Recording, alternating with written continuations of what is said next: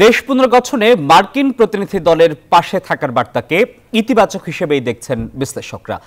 পাচার হওয়া অর্থ ফিরিয়ে আনা, অর্থ সহায়তা ও ভূ রাজনীতি তিন ক্ষেত্রেই বাংলাদেশ যুক্তরাষ্ট্র সম্পর্ক উন্নয়নের আভাস পাওয়া যাচ্ছে বলে মনে করছেন তারা।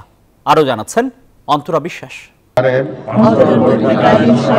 রক্তক্ষয়ী অভ্যুত্থানের পথ ধরে ৮ আগস্ট শপথ পাঠ করে অন্তর্বর্তী সরকার। এর মাত্র ৩৮ দিনের মাথায় ঢাকায় এলেন মার্কিন যুক্তরাষ্ট্রের দক্ষিণ ও মধ্য এশিয়া বিষয়ক সহকারী পররাষ্ট্রমন্ত্রী আলোচিত ডোনাল্ড লু। শনিবার দিল্লি হয়েই ঢাকা আসেন লু। সফর শেষে রোববার আবার দিল্লিতেই ফেরেন। গেল মে মাসেও ঢাকায় এসেছিলেন তিনি। ৪ মাসের মাথায় দ্বিতীয়বার এলেন। মাঝে আওয়ামী লীগ সরকারের পতন আর অন্তর্বর্তী সরকারের উত্থান বাংলাদেশে।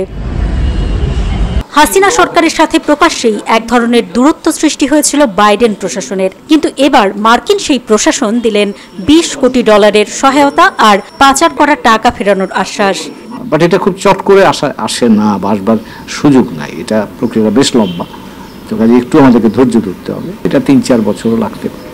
বিশ্বে যুক্তরাষ্ট্রের বহুমাত্রিক প্রভাবের কথাও অন্তর্বর্তী সরকারকে মনে করিয়ে দিলেন বিশেষজ্ঞরা।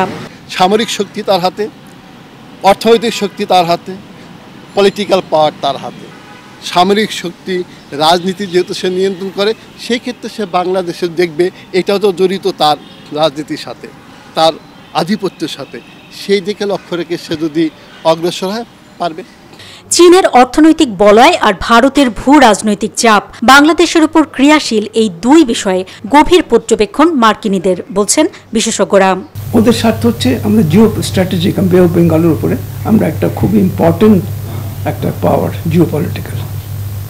সেজন্য মানে ইন্ডিয়াও চাচ্ছে ভালো সম্পর্ক রাখতে, চায়নাও চাচ্ছে, আমেরিকাও চাচ্ছে। আর সেকেন্ড হচ্ছে যে আমাদের যে ম্যান পাওয়ার, আমাদের যে পপুলেশন।